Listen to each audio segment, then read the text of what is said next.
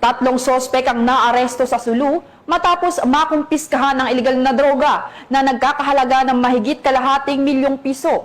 Isinagawa ito sa ikinasang operasyon ng mga otoridad laban sa illegal drugs. Narito ang ulat mula kay Patrolwoman Luis Mariconde.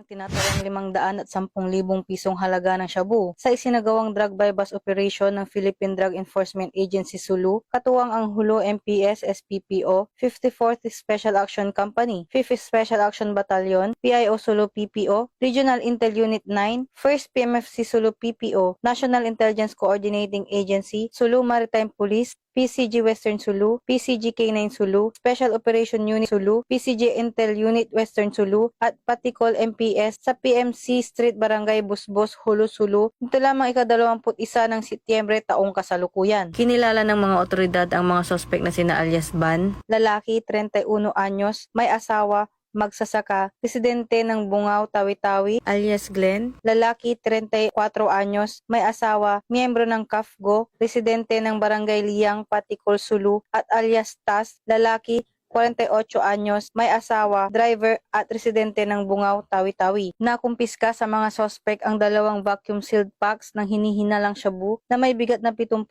gramo at nagkakahalaga ng 510,000 piso na nakabalot sa bond paper, isang unit ng caliber 45 pistol na may magazine at 4 na bala at iba pang mga non-drug evidence. Mahaharap ang mga sospek sa kasong paglabag sa Republic Act 9165 o Comprehensive Dangerous Drugs Act of 2002 kapag napatunayang nagkasala ang mga ito. Ang mga nakumpiskang ebidensya at ang mga sospek ay kasulukuyang nasa kustudiya ng PIDEA Sulu para sa dokumentasyon at tamang disposisyon. Sa patuloy na kampanya ng mga otoridad laban sa iligal na droga, muling iginiit ng mga kapulisan na walang puwang sa lipunan ang mga sangkot sa ganitong uri ng kriminalidad. Ang matagumpay na operasyon ay patunay ng mas pinaigting ng pagbabantay at pagtutulungan ng mga law enforcement unit upang mapanatili ang kaayusan at kaligtasan ng publiko.